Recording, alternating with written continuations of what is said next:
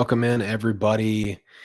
Welcome back to Sports Profit TV. We have got another free play for college football. Gave out Notre Dame team total last week. That obviously went pretty well. Despite the running clock rule change, it was still an easy cash. Almost cashed that one at halftime.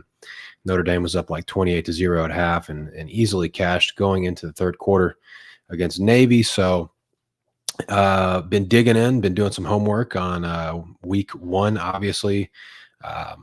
Last week was actually week 0. It's funny how college football does that, but we're on to week 1. Tons of games. I pretty much looked over the FBS versus FBS games. I'm on to FBS versus FCS. At this point, there's tons of homework because it's not as simple as just going to the store and getting a Phil Steele magazine or a Lindy's or whatever, because there's not as much coverage for FCS. So it's been a lot of manual work, trying to find depth charts and transfers and stuff like that. But I would expect FCS versus FBS lines they typically post the night before.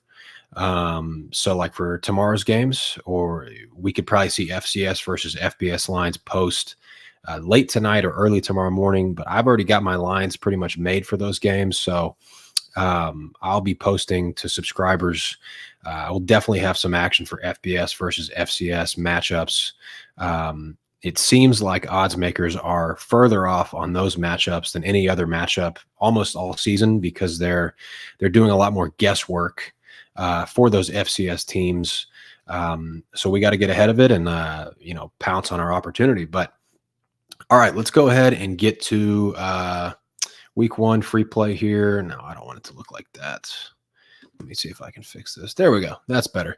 So, yeah, this is a fun one. This is one that this is definitely probably one of the premier group of 5 matchups for this week. Tulane, obviously, off of a monster season, 2021. This is a team that went from 2-10 to 12-2. So, crazy improvement. But one thing you want to look at in a scenario like that is, how many close games did they win? How many bounces went their way? Kind of like what was their luck factor involved in being able to pull off such a massive turnaround like that.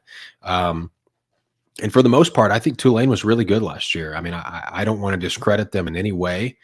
I think that they did some things really good, but I do look at the analytics behind performance, and there was some aspects of their team that overperformed and probably are due for some fall off. But yeah, let's get into this one.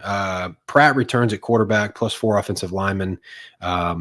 Basically no receivers back, and the biggest loss, obviously, I'm not a big guy on like running backs being the most important player on the team, but they lost Tajay Spears, who is going to go down as one of the best football players to ever play at Tulane.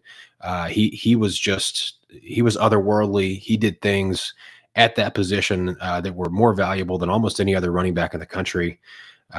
He was a freak. So I think the Titans got a really good pick with him, and Titans fans should be really excited about what's to come with Tajay Spears. But yeah, like I said, so let's look specifically at the defense for Tulane here. They only returned 4. That's 1 defensive lineman, 1 outside backer, and then 2 corners. They only allowed 22 points per game last year, but like I said, it felt like they were overperforming for most of the second half of the season. Kind of a bend but don't break situation there for the Tulane defense last season, and they're only returning 4 of that group last year. When you look at the analytics, EPA, they were only 72nd nationally, which is far behind what their actual, there's a disparity there. So that can't be ignored, especially with their lack of production coming back. I expect the offense to be good. I think they will probably replace those receivers. It's always good to have your quarterback and a good offensive line back. So wouldn't expect too much of a drop off on the offensive side of the ball for Tulane. But this line is 6.5. It's a season opener. Tulane could not be any higher on account of what they did last season. 12-2, go to the Cotton Bowl and beat USC 46-45 at a barn burner. One of the most fun bowl games we've ever seen. But it's a new year, and they are back here at home to open against a really, really good South Alabama side. And let me get my banner up here. So, yeah, you can probably tell what I'm alluding to here. I'm going to be taking South Alabama plus a 6.5 at -108. Would not be surprised if that line continued to move and get shorter and shorter. So I've already sent it out. I sent it out yesterday to subscribers. South Alabama's legit. Like this is a really good team. Obviously, Sun Belt a little bit weaker than the American, but they were 10-3 last season. Love the head coach, Kane Womack. 36-year-old head coach, came from originally was the Eastern Illinois defensive coordinator in FCS level, and then worked his way up to be the defensive coordinator at Indiana when they had some of their best defenses in recent memory. So he's a defensive-minded head coach, but they've got a great offense as well. They return 10 of 11 starters on the offensive side of the ball on a unit that was top 30 in almost every category. Carter Bradley at quarterback, both of their receivers. They also brought in a transfer from Memphis at receiver that's an explosive addition. Defensive line, the whole D line is back. The entire secondary is back. They've got a couple guys to replace on the linebacking core. But, I think this line is too big. I think that Tulane is extremely valued and probably overvalued, to be honest. I have this line, for me personally, closer to a field goal in the hook is where I would have this, 3.5. And I wouldn't be surprised to see this number close closer to 4. Haven't seen a lot of movement so far, which is a little bit surprising, but we're still a couple of days away from this one. This is a Saturday game. But yeah, really like South Alabama. This is the team that they only lost 3 games last year. And, they lost to, here, I've got the schedule right here. They lost to UCLA at UCLA 31-32, second game of the year. So this is a team that obviously gets up for big games against ranked opponents. They lost 10-6 to Troy, and then they lost to Western Kentucky in the bowl game. So didn't lose very many games. Most of the games that they lost were extremely competitive, less than 1-score football games.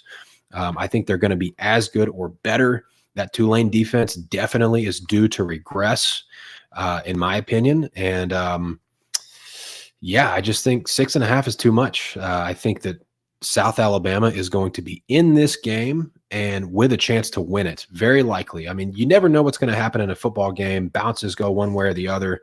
But I certainly think that the side with the advantage, with the edge, is South Alabama. And so, yeah, that's going to be my week 1 free play. Would definitely recommend locking that one in sooner rather than later.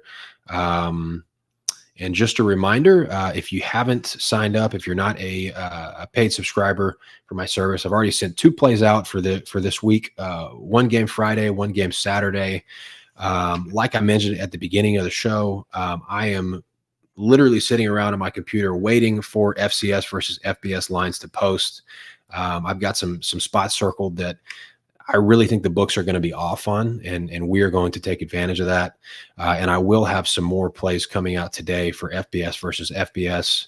This is the best time of the year. We've been waiting for this all season. So if you're a college football fan, a college football bettor, it doesn't get any better than this. Some great matchups this weekend, and can't wait to sit back and take advantage of it and do what we do. So anyways, thanks for tuning in. Just a quick video today, and we'll see if we can do this again next week as far as the free plays. And best of luck this week and this weekend. Hope everybody has a good one. Bye.